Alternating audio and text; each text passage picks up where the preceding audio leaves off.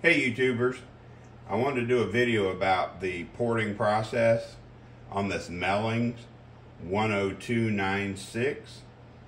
This is one of the Melling's performance oil pumps, where compared to like the regular stock replacement pump is the M-295, and I do believe they sell an M-295 high volume, which is also a really good pump because it's going to have the thicker gear set in it.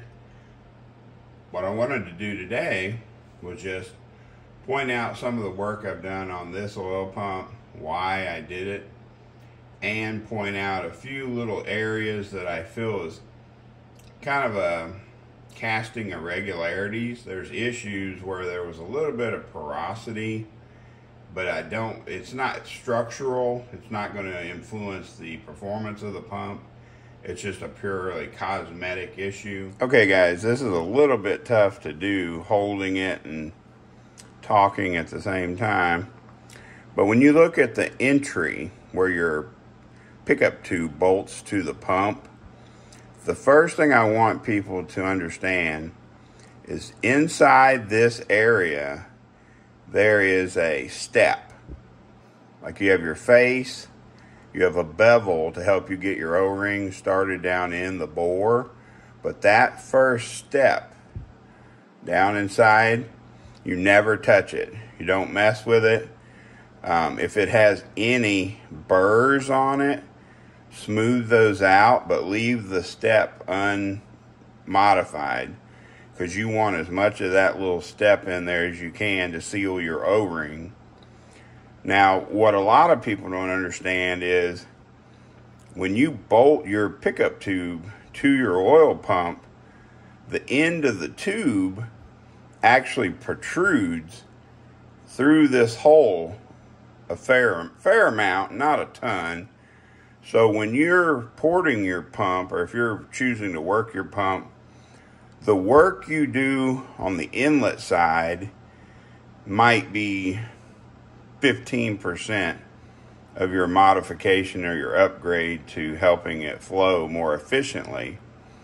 Now, what I've done on this pump, just inside the opening, and it's on the right hand side, and I've reduced it quite a bit, there is a, for lack of a better term, there's a lump.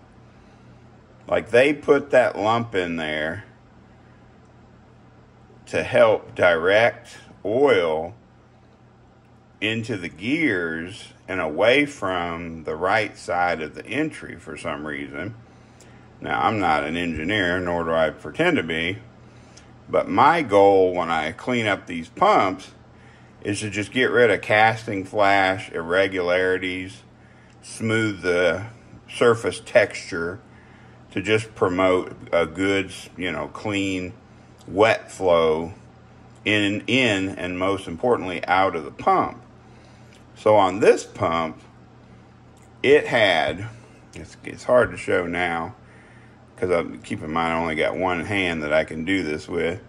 Right here, this, what I'm going to call it the upper left entry, had big, almost 1/8 inch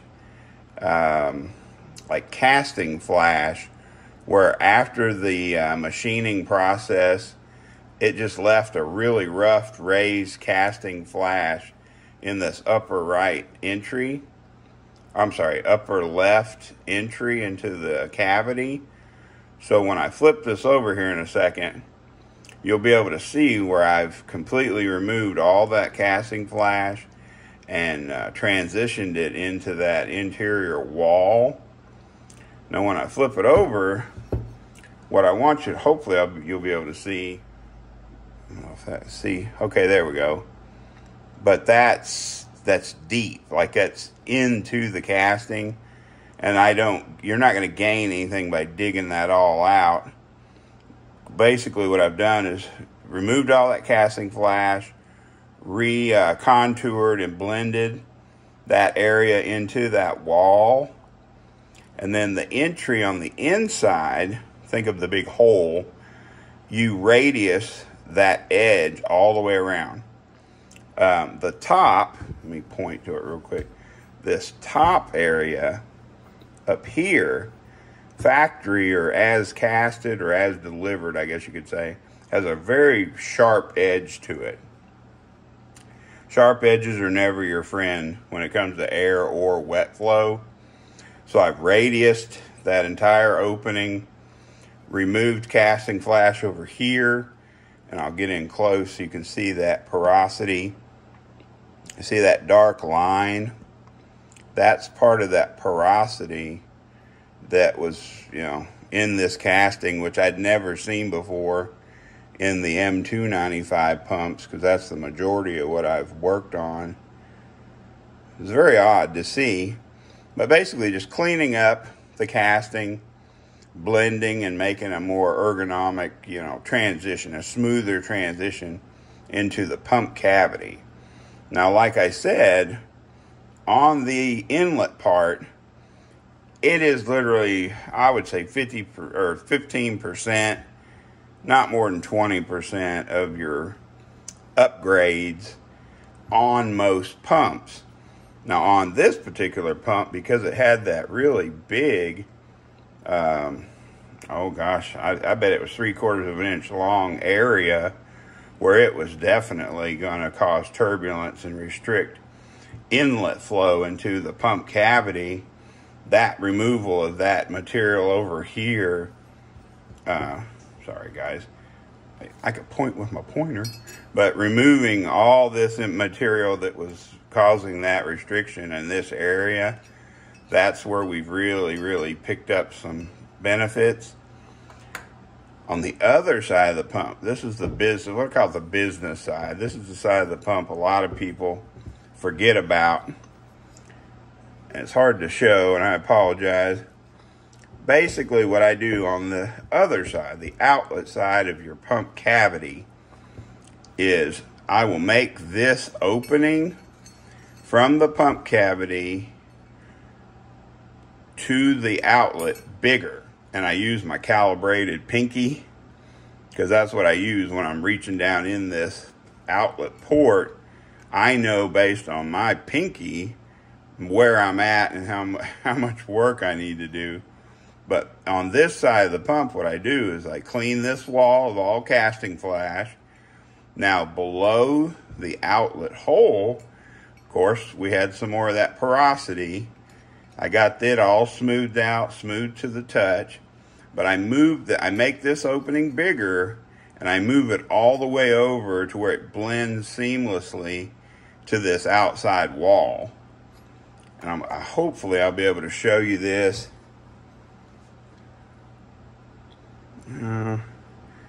Maybe you can see there. My lighting isn't good, and I can't get the angle I want. Let me see. But anyway, if you could see, there we go, a little bit. That oil will hit right off of that back wall by my thumb and transition into the outlet port way more efficiently with less restriction, turbulence, etc. because of the way I've opened it. Oh, there goes my calibrated pinky in there again. See, maybe you can see it in that angle.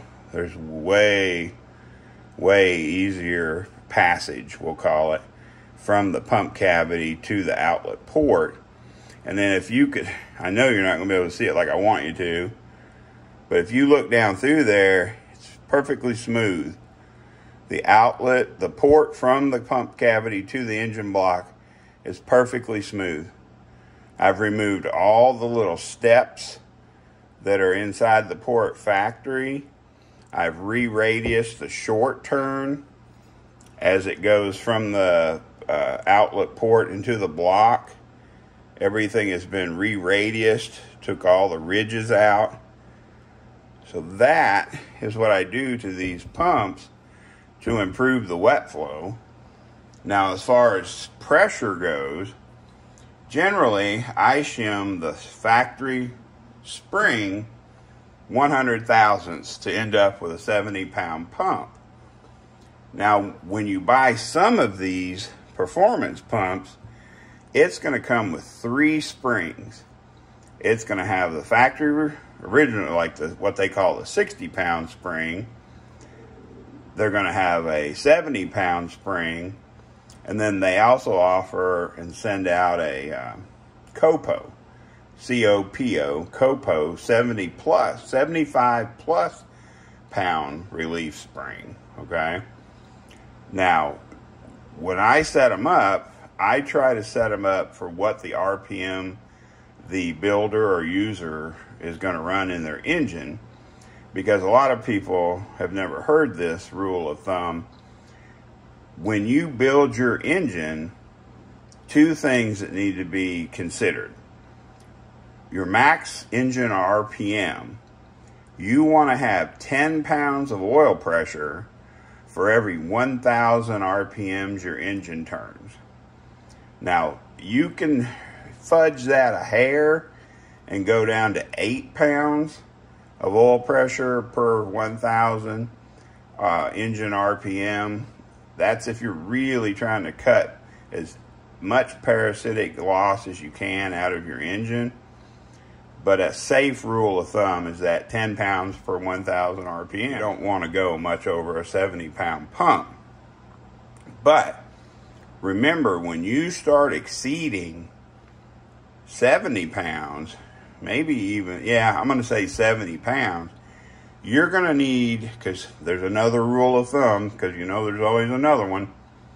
When you build your engine, you want to have 1 quart of engine oil capacity for every 10 pounds of oil pressure your engine has. Now, keep in mind, pressure doesn't even equal volume, all right? Just because you have a higher pressure does not mean you're going to have a higher volume. Those are two separate measurements. So if you have a high pressure and a high volume, you definitely need to make sure you have your 1 quart per 10 pounds of oil pressure, because you're going to be shooting oil through there at a pretty high rate of speed at a decent volume. So this pump is considered a high pressure, high volume. What makes it a higher volume pump? The gears that sit in this cavity are physically taller. Between a standard volume pump and a high volume pump, they literally put in taller, thicker gears to physically move more volume. So I hope that makes sense to most people. Now on this pump, it comes with the red 70-pound spring. So because this pump already has the 70-pound setup, and the customer is not intending to exceed 7,000 RPMs, and hopefully not accidentally by much, I'll set it up with the red spring with no shim, because I don't want him getting 75, 80 pounds of oil pressure unless that's where he's going to rev the engine, you know what I mean? Because there is logic and theory that you don't want to run excessive oil pressure or volume for several reasons, but one of which is you don't want to suck your oil pan dry. That's bad.